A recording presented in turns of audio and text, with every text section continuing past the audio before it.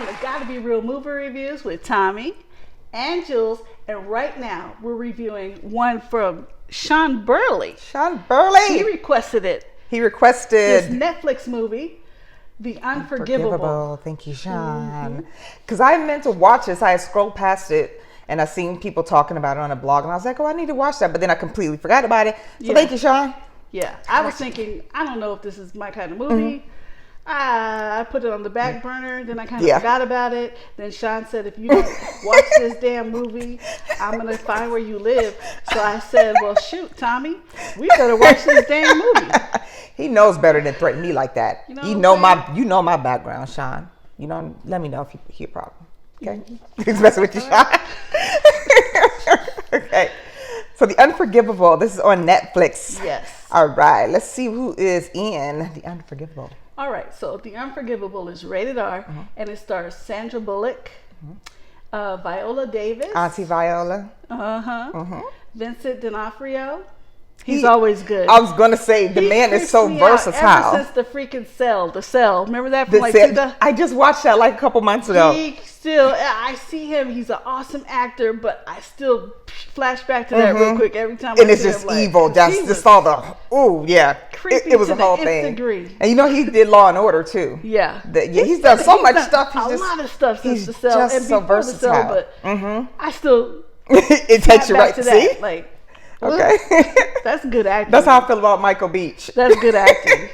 Really? Yeah. Why? He's always been the bad guy. Like in ER, when he was on ER a long time ago, he had his girlfriend AIDS. On Soul Food, he slept with Cousin Faith. There's a couple other movies where he's just always just this dirty dude. So now every time I see his face, I'm like, oh, I do not like him. Oh, okay. What you did? You slept with Cousin Faith right in the house? Are you serious, dude? Then you gave your girlfriend AIDS?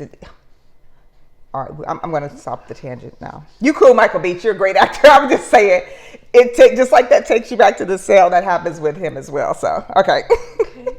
He's not in this movie, by the way. No. But John Bernthal is. You know him from The Walking Dead. I mean, he's been in so much other stuff, but I always just take it back to The Walking Dead for him, too. Yeah. Rob Morgan. He plays the parole officer. I like him. He's good, too. But he's just not one of those names that you might hear. You'd be like, oh, I know that guy. But once you see his face, you're like, I do know that guy. He was very intense in this movie, too. He didn't break at all. Yeah. Okay. And Richard Thomas, John Boy from the Waltons. I've been seeing him more often. Like, I just watched Ozark, and he was in that. I was like, what? Yes. But then I looked up his thing, and he's been in lots of stuff. I just, stuff I don't watch. I guess. What season are you on Ozark? Oh, I finished the whole thing. Okay, me too. Because I did it in like 2 days, so okay. Me too. I started watching in one evening and I finished the next morning. I woke up and finished because I was like, I need to get sleep. But. Okay. So let's talk about The Unforgivable, requested by Sean Burley. All right. So, The Unforgivable stars, Sandra Bullock, and her character is straight out of prison. She's released from prison after serving 20 years for a violent crime. She supposedly, she was in prison for killing a police officer. She's reentering society, and the society is refusing to forgive her for her past, of course, because she killed a cop. She's a cop killer, so she's facing judgment from the place that she once called home. Yeah. Her only hope for redemption is finding her estranged younger sister, she was forcibly behind. Golly, I cannot talk right now. It's Friday. She wants to reconnect with her sister since she got out of prison, and she had been writing her sister. Her sister never came to see her. Her sister never wrote her back. She's like, I just want to know if she's okay. Is she alive? Like something. Only thing left for her to have. And I mean, her face during this whole movie, Sandra Bullock is such a fantastic actress, but her face was just so beaten and worn and tired and sick and tired of being sick and tired. The whole movie, she never broke character. Not even a pinch. At one point, the parole officer, his name is Vincent Cross in the movie, he was like, wait, was it him? No, it was the lawyer. Said, look. Vincent D'Onofrio. Yeah. Could you please look like I'm trying to teach you something? Like I taught you something? She can't. She was beaten comb down. Your hair, wash your face. Her spirit was beaten. Her spirit was beaten down. Yeah. And only thing she wanted to know is, okay, this is done. I've done 20 years. It's over with. I just need to see my family. I was raising her. I need to find out if she's okay. And of course, nobody wants to give her that chance because, whatever, yeah, you did your 20 years, but somebody's still dead and you did it on purpose. And this is one of those movies, so they don't tell you right up front how it happened. It comes in flashbacks, and I like that because I don't. It's kind of boring to see what happens and then we go from there. But little flashbacks here and there in the movie from her and her sister. Mm-hmm. Yeah, for both of them. And this is one of those stories where you can say the truth hurts, but in this one, the truth really did hurt. It's kind of long, but it was slow. It was still it was a little slow, but it was still interesting. But I just don't like the way it ended that much because I agree. At that point, I kind of wish that they'd have cut some scene short, like when she's walking down the street. For Stuff that could have been. Yeah, I was like, where's she going? They didn't even say. You could have cut that a little bit short and gave us a little bit more at the end. It's like we need more character development between her and the little sister because we're not going to tell you how it ended, but it's almost like you watch this movie, you find out the truth that hurts. And there's still no happiness or a pinch of resolution or close. This is probably one of those ones where they're like, we want you to just decide for yourself where it went. Like, bull crap. I want to know. I want to know some facts. I wanted to know how the parents that took her little sister, how she sees her. I mean, like, is everything all good? Yeah, like we were left, and I'm okay with watching a movie and being left with my own thoughts. We're both totally okay with that. Sometimes people don't even agree. But this one, I don't think anybody can watch this and say, the ending was great. Nah. What? I'm sitting here like, is a couple more minutes? I'll put it on pause and I'm like, it's like 2 minutes left. Like, what? Nope. Okay. That was it. There's some more to this story. It's not just about them two. It's also about the man's family that she killed. That was deep. So they have some involvement in that. So that's a whole different storyline. And then having to apply for jobs and you're supposed to let them know that you are a parolee. Yep. That's another issue she faced. And then, it's brutal. Making friends. The parole officer's like, you need to tell them what you did because once a cop killer, always a cop killer. And they proved that to her almost anytime she went out, she got to go to work. They proved that to her. They were not letting her. That 20 years wasn't enough. And it's like you said, it's just really sad when you find out what the truth is, and it's just like, well, it's even worse. Yeah. Dang, it was. Can we get something else? Like you said, a lot of them scenes they could have cut. Give us 10 more minutes with her and the sister. Even 5. I would have took 5. That would have worked. Even if you did like a little montage at the end with some pictures or something. Something. It left us flat. It was already bad enough that we felt empathy. I felt empathy for her character. And so then you get towards the end and there's no happiness for her. Like, no. I mean, when you find out everything that happened and stuff, you're like, gosh, this woman just got beat down by the prison system.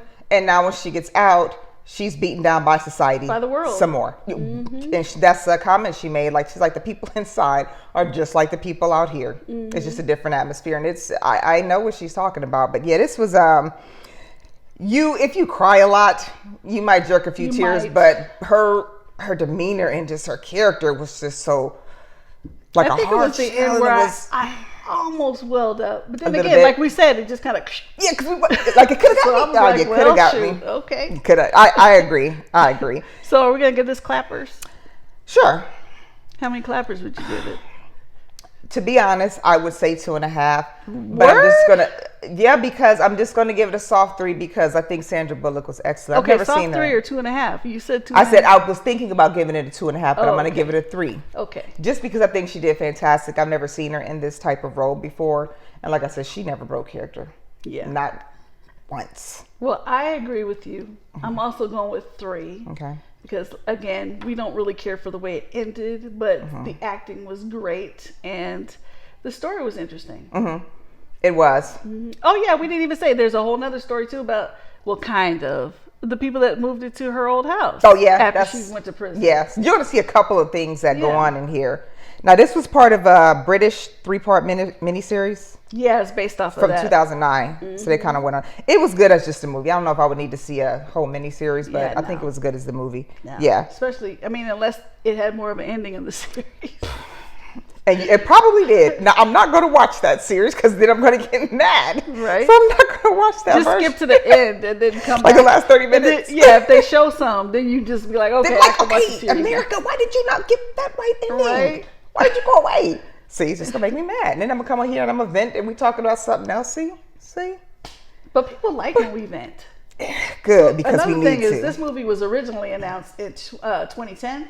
Producer Graham King was very much wanted Angelina Jolie to play Ruth Slater. That's Sandra Bullock's character, and hired Christopher McQuarrie to write a script tailored specifically for her. She never officially signed on. And over the next few years, the movie went through various other writers and directors, including McQuarrie and Scott Frank, before stalling. It went back into development in 2019.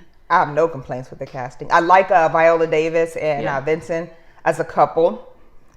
I like the casting in here. I guess because we've already watched it, it was great casting as far as we could see. But you know what I just thought of too? How this sat for like 9 years, 10 years. That's an insane amount of wait. We're just... So we just posted Cry Macho. Because You're about to say No Country for Old Men? Yeah, I kept I love that movie, by the way. I do too. But Cry Macho, yeah. I kept forgetting to post it because on purpose. I really didn't like the movie. On purpose. Maybe subconsciously on purpose. I'm like, oh, Jules, don't we still have Cry Macho? We did it, so we got to show it because somebody else is probably thinking of. And I was saying it should have stayed on the shelf. Sorry, as in, don't come to the screen at all. Don't come to Redbox. You shouldn't have brought it to life. You said leave it on the shelf. Leave it in the book. This one was decent. You know, this one did not bore me to tears, and it wasn't like a waste of my life. It didn't. And also, the last thing, Rob Morgan, Vincent D'Onofrio, and John Bernthal previously appeared together in the second season of Daredevil, 2015. So Daredevil they did a movie though too, right? Daredevil. They did a movie, but this was the series. I didn't watch the series. Okay. On Netflix. Okay. I didn't know Vincent is just ridiculous. Yeah. Okay. I mean, maybe, second season. So this was the series. Like in 2015. Okay. Yeah. Well, there you have our review of Sandra Bullock's The Unforgivable. It's on Netflix, so go ahead and watch it. For me, these are the type of movies I like to watch when I'm winding down, cooking my dinner, put a movie on. That's what I like. And then, before I go to bed, of course, I want some like vicious, gory horror. But this is a nice, easy dinner time movie.